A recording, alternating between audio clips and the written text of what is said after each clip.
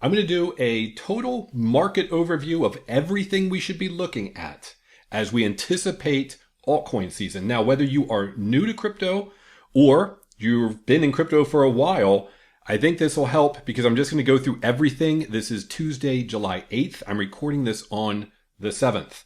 One thing I wanted to say real quick is the other day I did a video and I mentioned that it was my 1 year anniversary, meaning I had the show for a little over a year, had about over 5,000 subscribers, and some people left some really nice comments. And I appreciate that very much, more than you know.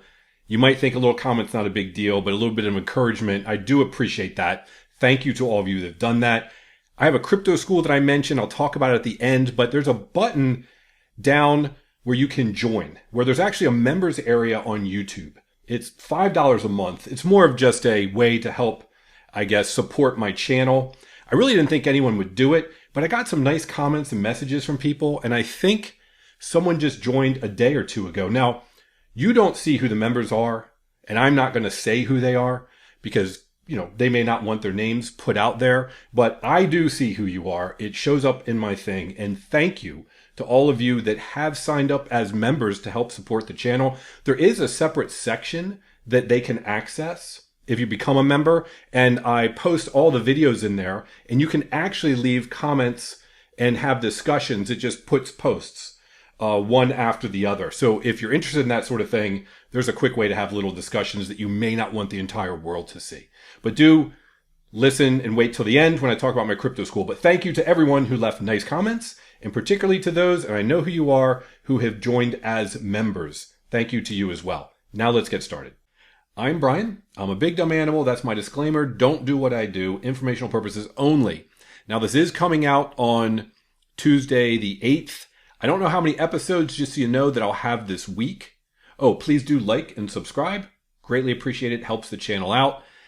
I don't know how many episodes I'll have at the end of this week because for about 4 days, I'm going to be helping one of my sons move. I'm going to be driving from one state to another state, moving stuff in a U-Haul, yet to another state. If you're familiar with the U.S., Virginia to Atlanta to Texas. Because I've got 3 boys and one of them is moving. His job is moving him to another state. It's great. I'm very proud of all of them. He's an electrical engineer. He makes chips. He actually makes chips that go on NVIDIA boards. So he always has interesting things to tell me. Nothing confidential or nothing he shouldn't tell me, but I learn a lot about chips, particularly with regard to things like AI. So I think it's great. However, he only thinks I'm good at picking up heavy things, moving them, and putting them back down, which I am.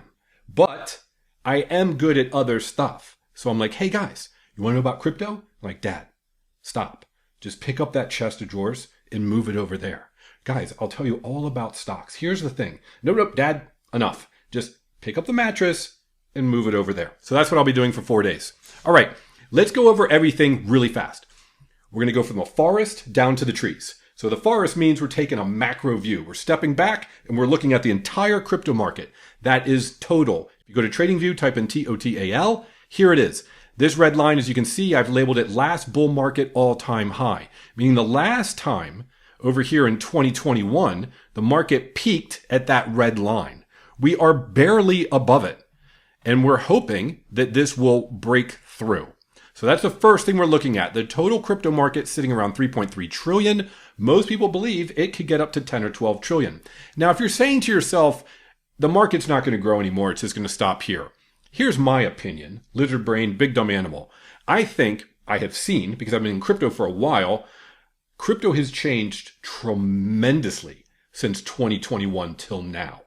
Not just the number of them, but the actual use cases, the actual ones that are actually making money, that sort of thing. It is way bigger than it used to be. There's so many more. They've made so many strides, if you will, and accomplishments. To me, I can't believe it's still sitting at this minuscule number.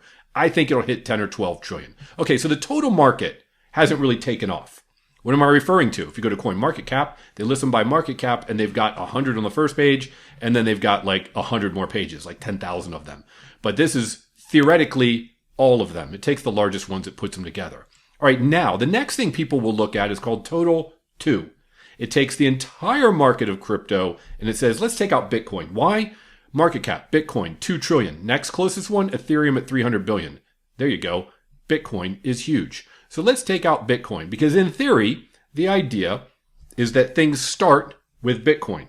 You've probably seen this chart before. The idea is that Bitcoin takes off and then some of that money moves to Ethereum and then into altcoins, the larger cap ones, and then the smaller ones for an alt season. So if that's the case, let's follow that model. Let's take out Bitcoin. Where are we? This purple line represents the high of 2021. And that was around 1.7 trillion. We're at 1.2 trillion. It has another, let's say, 50% to go just to hit last time's market. So the total market is a little higher than last time. Total with Bitcoin out of it, not even close. It has quite a ways to go just to hit that high, and many of us believe it'll go even higher. All right, so once the money rolls from Bitcoin into Ethereum, we're going to see this chart start to really move and take off, which it hasn't yet. We really want it to get above that purple line last time's high. What do we look at next? Total 3. Well, that makes sense. Total 2. The next one should be total 3. What does it take out? It takes out Bitcoin, takes out Ethereum. Again, last bull run is this yellowish line. It did get up to it last November and December when we had that mini run. It is back down. So last time it was around 1.15 trillion. We're at 840 billion. So we've got another almost 400 trillion to go, 300 or 400 trillion. Same thing. It needs to really move just to get up to last time. So that hasn't started to move yet, which makes sense. We're all watching Bitcoin move. Now, after we look at the total market, the market minus Bitcoin, the market minus Bitcoin and Ethereum, then we go to what I like to look at to make, when I think of something that's most representative of altcoins, they call it others.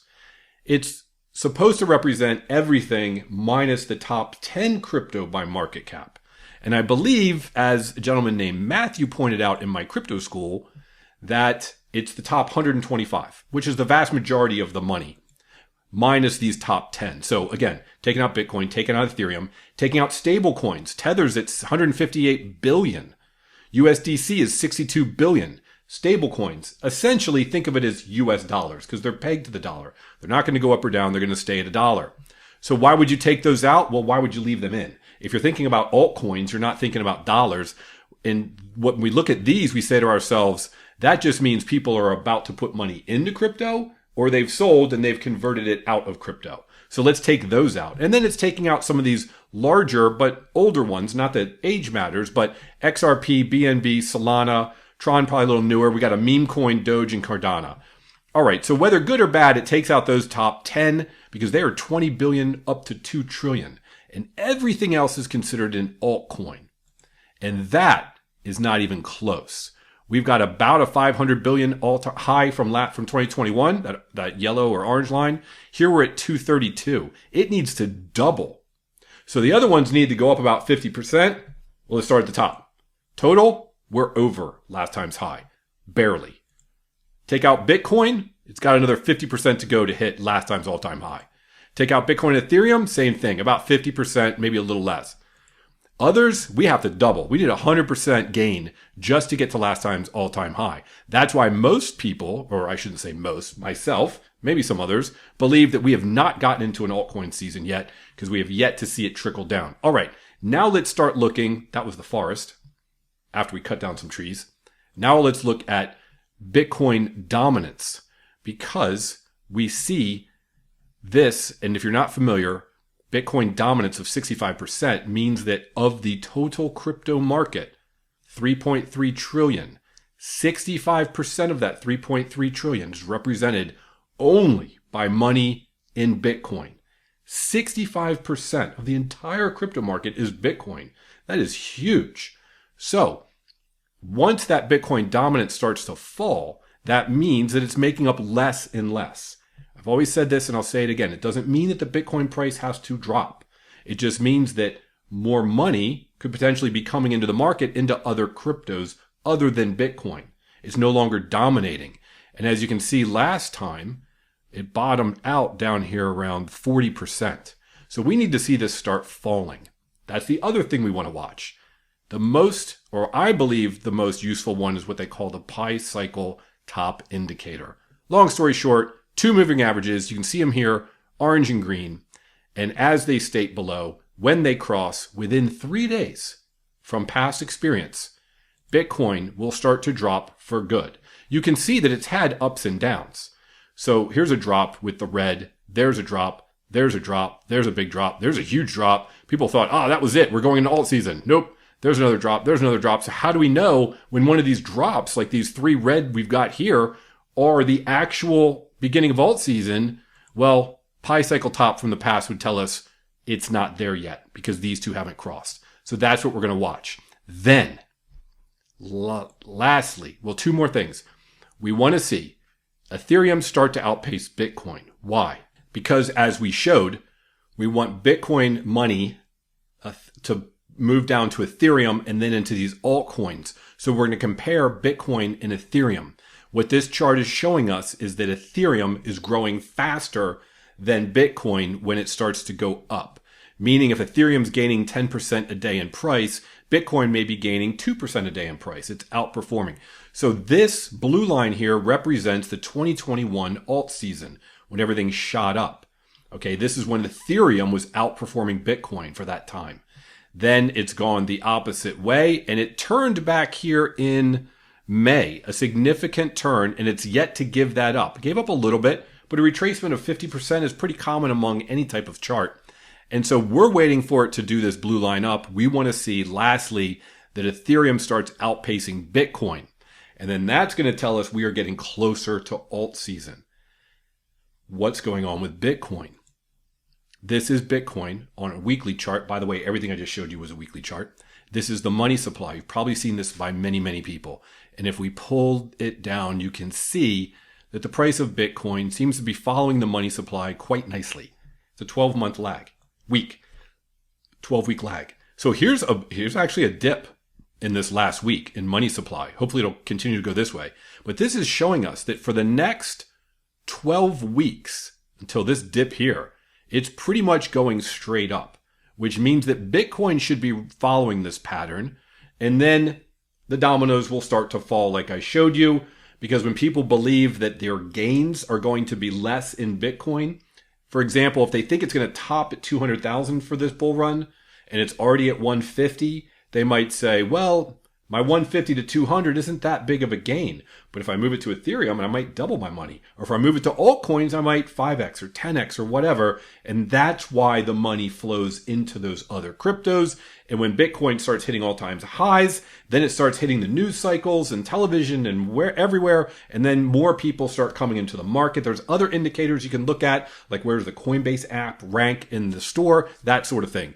But this is the best one from what people have seen in terms of the correlation between the Bitcoin price. So we want to see Bitcoin's about to hit potentially a new all-time high, which is around 111,000 or so. And then I hope it would go another maybe up to 120 or 130 or 140. And then we should hopefully see the other charts start to fall in line as money flows down to Bitcoin, etc.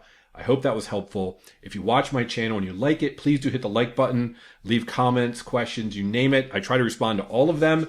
And please do take a look at my crypto school. It does have a monthly fee, but there's a group of people in there. We talk every day about individual cryptos. We have discussions. And then I have courses on great detail into whatever it may be, putting crypto into an IRA, opening a particular wallet, moving money between wallets, how to buy on an exchange, you name it. I put a lot of time into it, and I'm developing new courses all the time.